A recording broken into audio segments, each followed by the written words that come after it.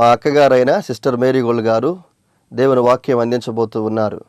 వీరు 3 సంవత్సరాల ఉపవాసం ఉండి ప్రార్థన చేయడం ద్వారా పరిశుద్ధాత్మతో నింపబడిన వారై ఆత్మ సంబంధమైన వరములు కలిగి ప్రభువుతో మాట్లాడుతూ దర్శనాల ద్వారా కళల ద్వారా ప్రభు సన్నిధిలో గడుపుతూ అనేక మందిని ఆత్మీయంగా సిద్ధపరుస్తూ బలపరుస్తూ ఉన్నారు.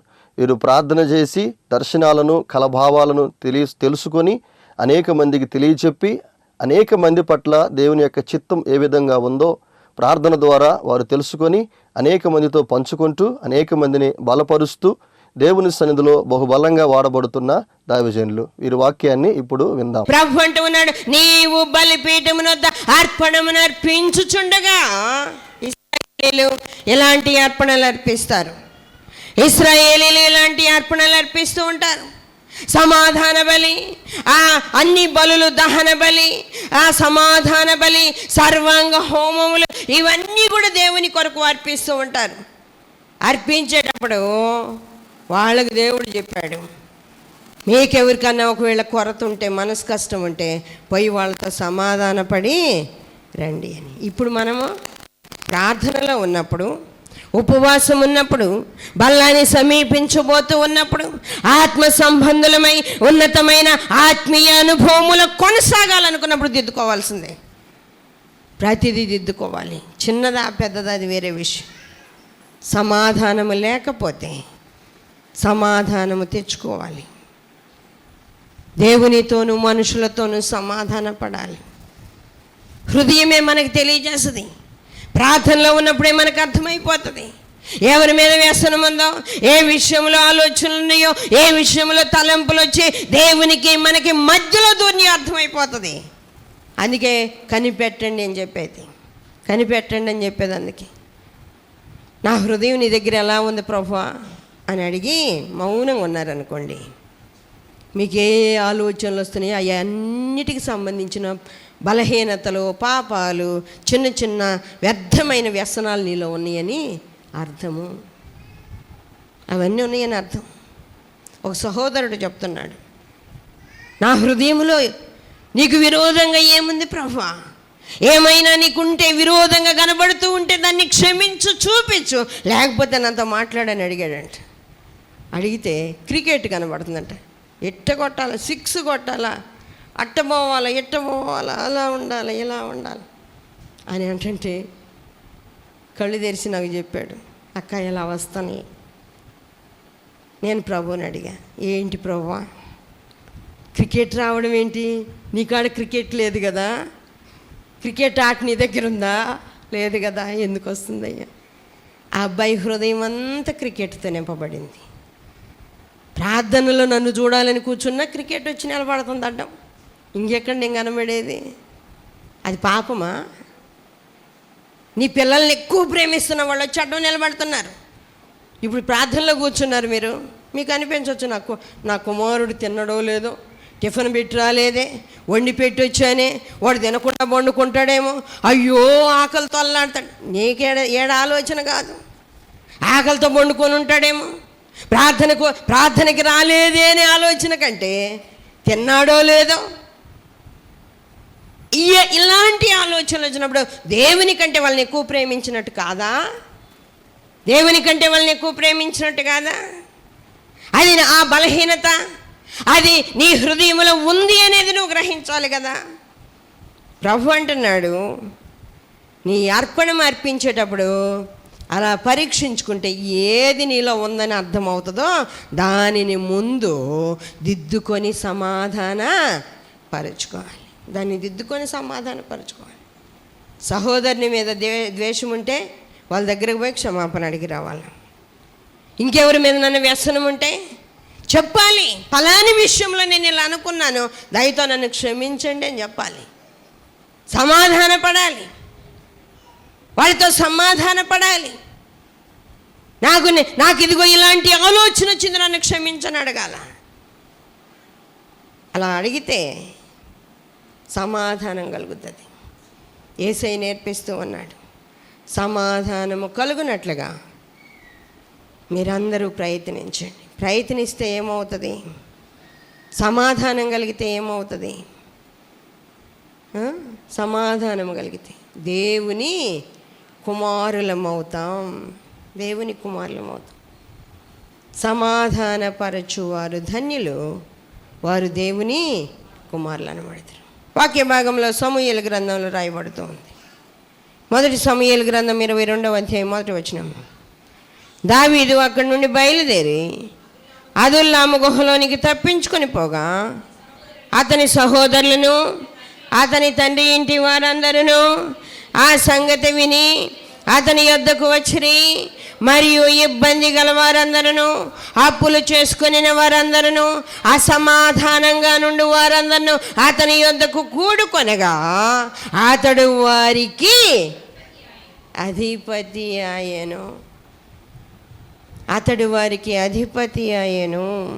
సమాధానం లేని వారికి, అప్పుల్లో ఉన్నవారికి, ఇబ్బందిలో ఉన్నవాళ్ళు ఒక విషయము, ఇదిగో ఇలా ఇబ్బంది ఉంది అని మనతో చెప్పినప్పుడు వినగలిగేవాళ్ళు కావాలి. ఇలా ఉంది అంటే విని ప్రార్థన చేయగలిగేవాళ్ళు కావాలి. విని ప్రార్థన చేయగలిగేవాళ్ళు. ఎప్పుడు నీకు ఇలాంటివలే ఇలానే వస్తే ఇలా వెళ్ళిపోయే వాళ్ళు ఎలా ఉంటారు చెప్పండి? సౌలు అట్టనే వెళ్ళిపోయేవాడు. అయ్యా నాకు ఇబ్బందులు ఉన్నాయ్యా, అప్పుల్లో ఉన్నానయ్యా, బాధల్లో ఉన్నానయ్యా అంటే సౌలు నీకు ఎప్పుడు ఉండేయాలి అన్నట్టుగా వెళ్ళిపోయేవాడు. చేర్చుకునేవాడు కాదు వాళ్ళని. అప్పుల్లో ఉన్నవాడు నాకేం పనికి వస్తాడు అనే ఆలోచన కలిగి ఉండేవాడు. సమాధానం లేని వాళ్ళని చేర్చుకుంటే నాకు మధ్యలో గొడవలు పెడతారేమోనని ఆలోచన చేసి వాళ్ళని రానిలా, ఇబ్బందుల్లో ఉన్న వాళ్ళని రానిలా. దావీదు ఇవన్నీ కలిగి ఉన్నాడు. దేవుని యందు భయభక్తులు గలవాడు, ప్రేమ గలవాడు, ప్రార్థన కలిగినవాడు. దేవుని దగ్గర ఎప్పటికప్పుడు హృదయాన్ని పరీక్షించుకునేవాడు. దావీదు పరీక్షించుకునేవాడు.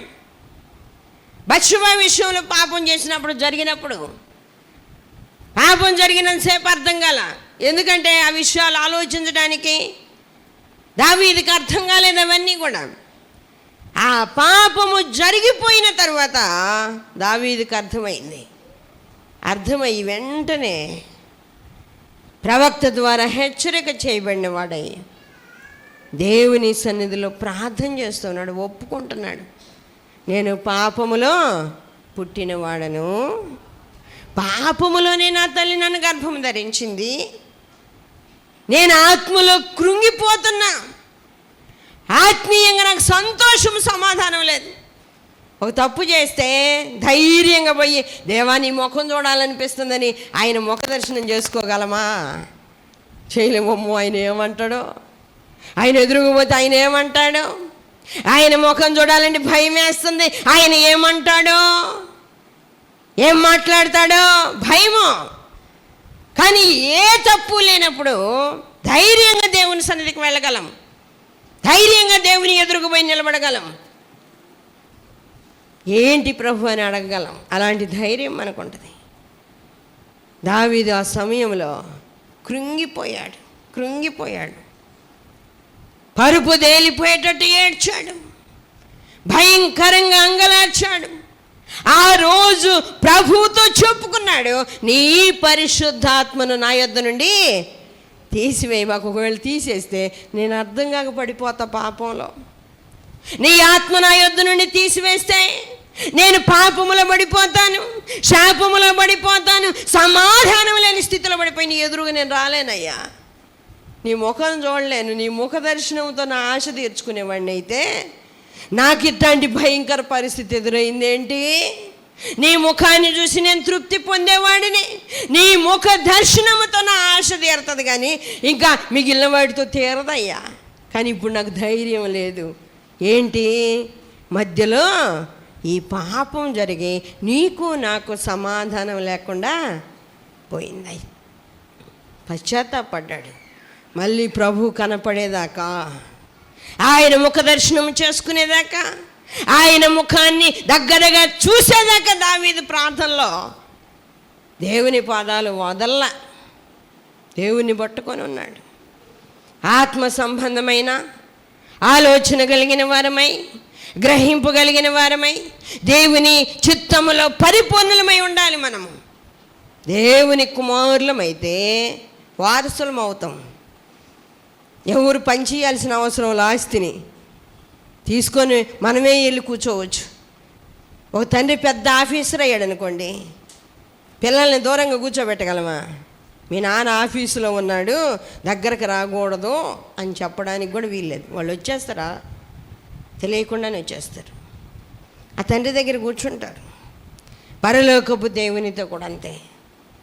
మనము పరిపూర్ణులమై ఉన్నప్పుడు, ఆయన కుమారులమై ఉన్నప్పుడు, ఆయన మనలను కుమారులనుగా స్వీకరించిన తర్వాత మనము దూరంగా ఉండాల్సిన అవసరము లేదు. ఆత్మ ఎప్పుడు మనలను హెచ్చరిక చేస్తుంది.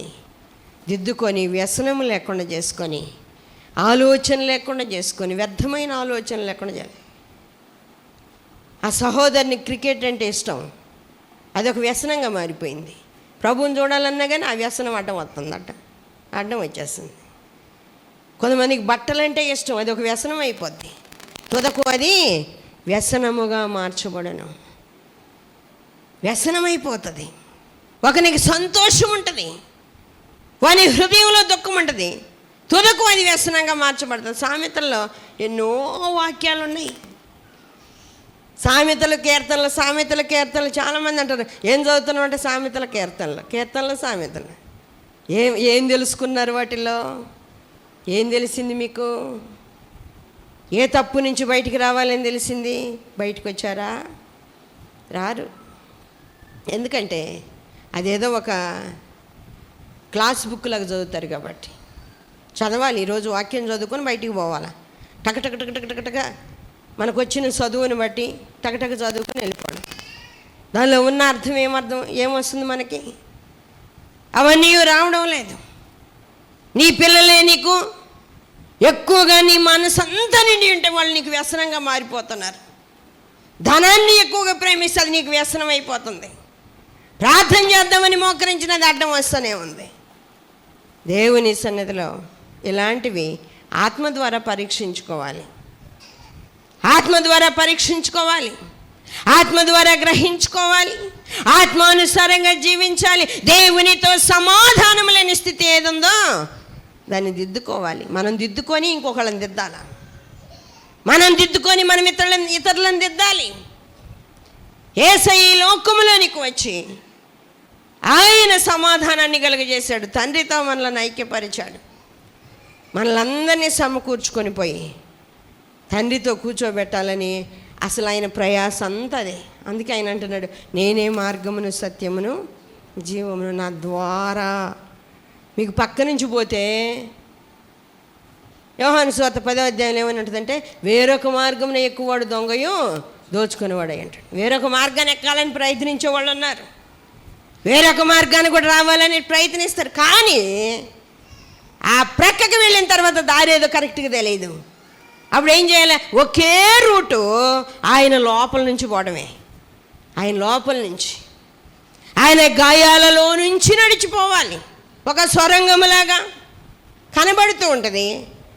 దాని లోపల నుంచి వెళ్ళినప్పుడు తండ్రి సింహాసనం కనబడుతుంది. లోపల నుంచి వెళ్ళినప్పుడు దేవుని కుమారులం అవ్వాలి. పరలోకము చేరాలి, చూడాలి, చేరాలి. పరలోకములో ఫలమధికం అవ్వాలి, ధనవంతులం అవ్వాలి, ఫలమధికం అవ్వాలి, మంచి గృహాలు కావాలి. సరే, ఇది సంపాదించుకుని సరిపోద్దా? ఈరోజు ఏమంటున్నాడు ప్రభు? కుమారులై ఉండాలి, దేవుని కుమారులై ఉండాలి, దేవుని కుమారులుగా ఉండాలి. వాక్య భాగంలో ఏమని వ్రాయబడుతుంది? రోమీయులకు రాసిన పత్రిక 8వ అధ్యాయము 14వ వచనంలో మనం చూస్తే, దేవుని ఆత్మచేత ఎందరూ నడిపించబడుదురో వారందరూ దేవుని కుమారులై ఉందురు. ఆత్మచేత నడిపించేవాళ్ళు, వాళ్ళకి ఇంకొక ఆలోచన ఉండదు, వాళ్ళకి ఇంకొక వ్యసనకరమైన ఆలోచన ఉండదు. దేవుని కుమారులై ఉండాలి.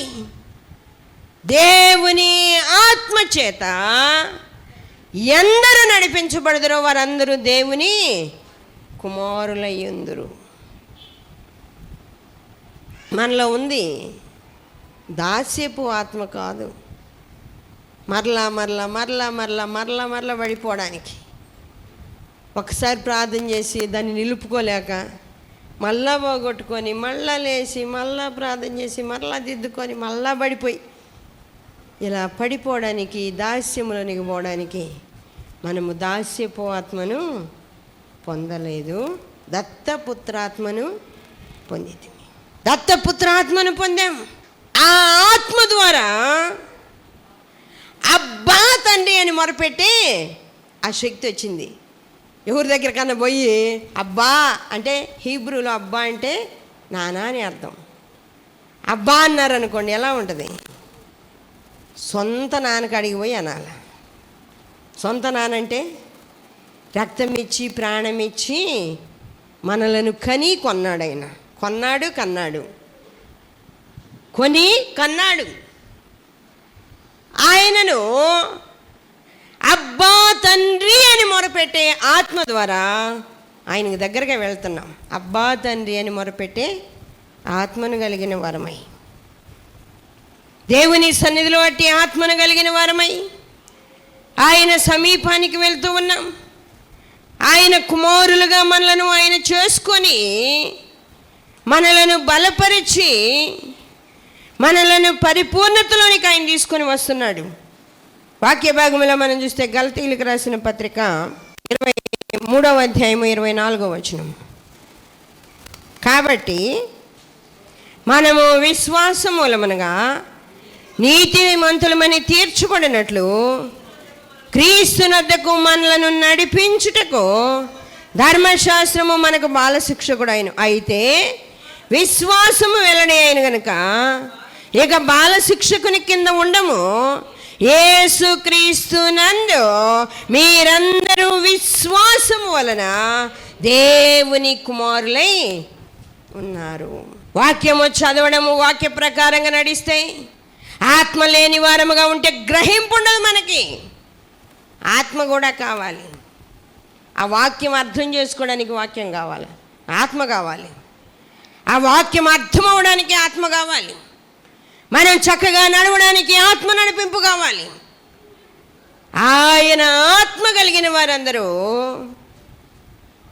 ఆయన ఆత్మ చేత ఎవరు నడిపించబడతారో వాళ్ళందరూ దేవుని కుమారులై ఉంటారు. దేవుని ఆత్మ చేత ఎందరూ నడిపించబడతారో వారందరూ దేవుని కుమారులై ఉంటారు. గలతీ పత్రికలో పౌలు గారు అంటున్నారు,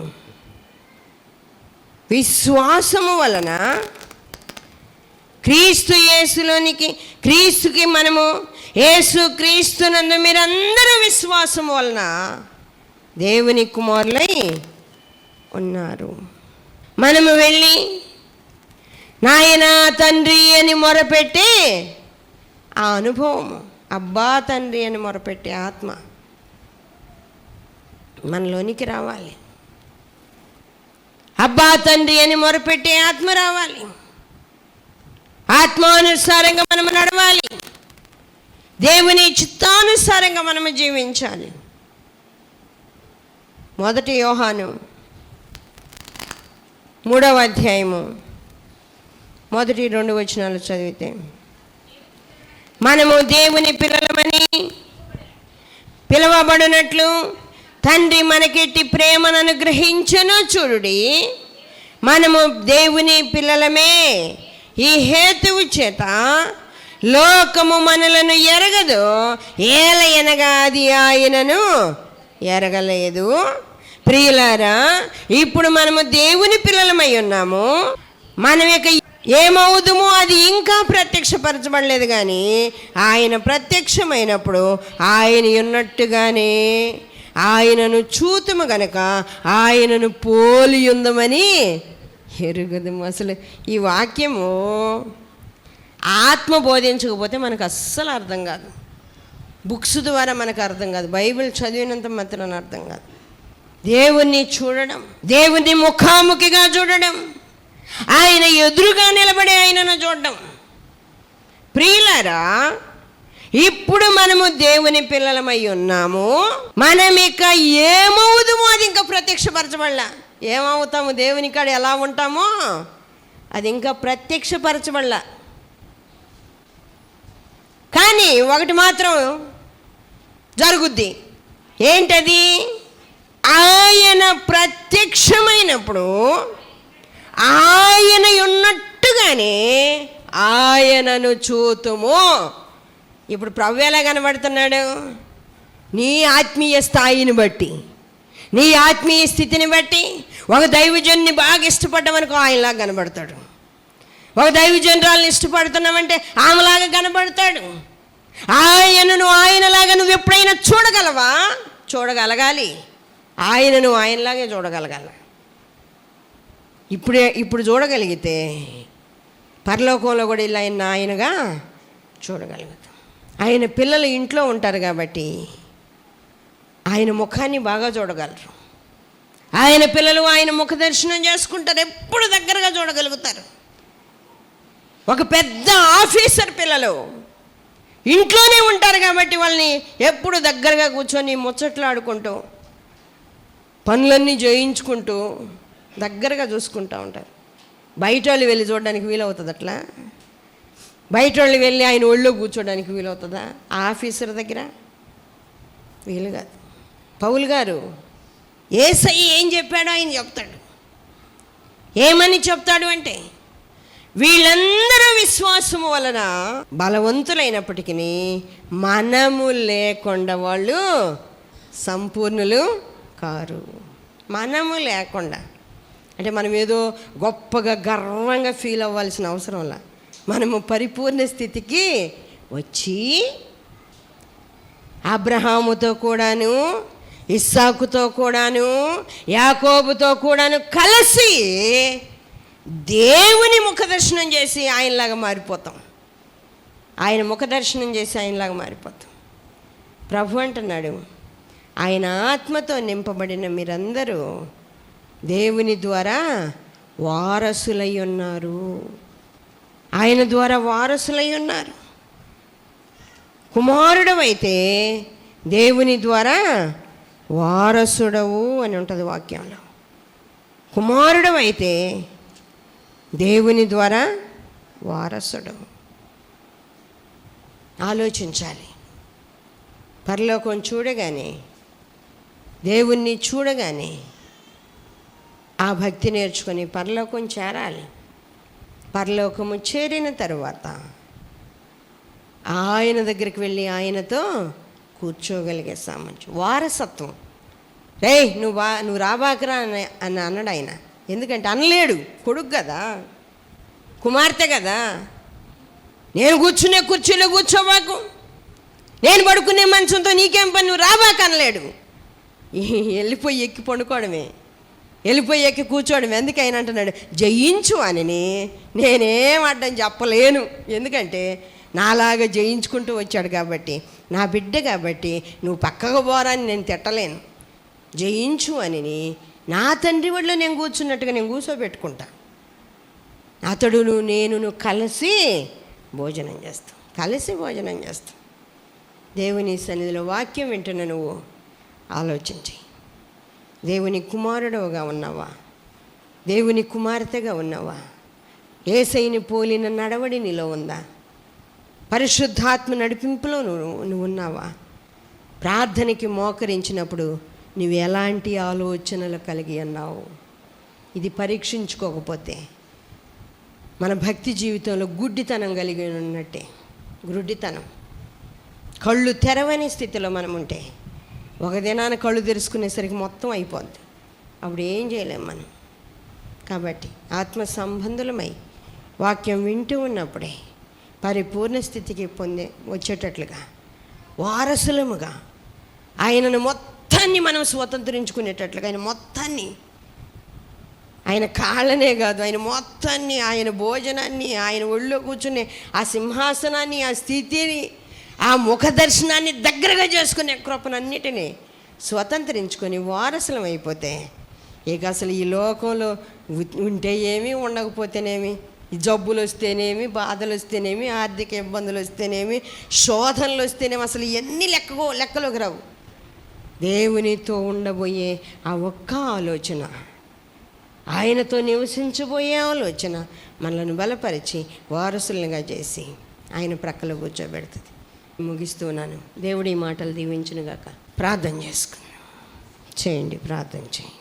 దయగలిగిన దేవ, సర్వాధికారి అయిన తండ్రి, మహోన్నతుడా, పరిశుద్ధుడా, పరిశుద్ధుడా, పరిశుద్ధుడా, దేవదూతలు గాన ప్రతిగానములు చేస్తూ ఉన్నట్లుగా మీ కృప ద్వారా బలపరుస్తూ నడిపిస్తూ ఉన్న దేవుడు అయ్యా, మీకే వందనాలు, స్తుతులు, స్తోత్రాలు చెల్లిస్తాను.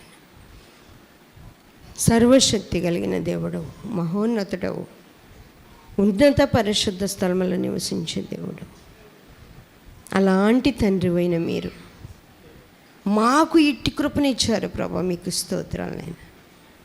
వాక్యాన్ని వినే కృప ఇచ్చారు, అర్థం చేసుకునే కృప ఇచ్చారు, వాక్య ప్రకారం నడవడానికి ఆత్మ నడిపించారు నాయన. ఇవన్నీ కలిగి మిమ్మల్ని దగ్గరగా నైనా చేరుకొని వారసత్వాన్ని స్వతంత్రించుకోవడానికి కృప దయచేయండి. మీకే వందనాలు, స్తోత్రాలు నాయన. ఆశ కలిగిన బిడ్డల ఆశను తీర్చండి నాయన. నెమ్మది దయచేయండి, సమాధానం దయచేయండి. ఇదిగో ఈ లోకంలోనైనా మనుషులతో సమాధాన పడడం ముందు నేర్చుకొని ఆ తరువాత మీతో సమాధాన పడడానికి మీరు నైనా మీ వాక్య భాగాల ద్వారా సిద్ధపరిచి మాట్లాడుతున్నందుకు స్తోత్రాలు. ప్రతి బిడ్డ హృదయంలో వ్యసనం లేకుండా చేయండి నైనా. ప్రార్థన చేసేటప్పుడు మీ ముఖాన్ని మాత్రమే చూడగలిగిన శక్తినివ్వండి నైనా. వేరొక ఆలోచన, వేరొక తలంపు ఏది కనబడకుండా, ఏది అంటకుండా కాపాడి మీ నామానికి మహిమ తెచ్చుకోండి. సాతాను తంత్రాలపై జయం ఇవ్వండి ప్రభా.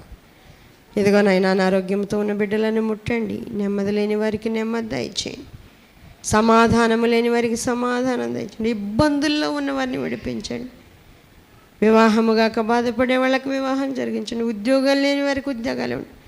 ఈ లోక సంబంధమైన ఏ శ్రమైనా ఆత్మీయ జీవితానికి అడ్డం రాకుండా చేయండి ప్రభా.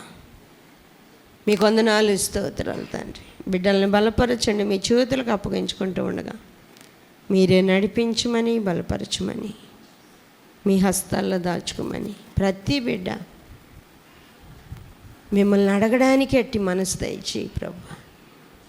నన్ను నడిపించు ప్రభు అని బ్రతిమలాడుకోవడానికి, నా చెయ్యి పట్టుకో అని ఆయన వాళ్ళ చెయ్యి అందించడానికి కృప దయచి మీ సన్నిధి తోడుగా ఉంచి బలపరిచి మీరే మహిమ ఘనత పొందమని యేసయ్య అతి పరిశుద్ధ నామములో అడుగుచున్నాము తండ్రి, ఆమేన్. మరిన్ని వివరముల కొరకు మమ్మలను సంప్రదించవలసిన చిరునామా marigold foundation, holy spirit church, Vishwanathapuram, Podili, Prakasam జిల్లా. Pin code 523240. మా ఫోన్ నెంబర్స్ 8500084841 మరి ఒక ఫోన్ నెంబర్ 8500084842.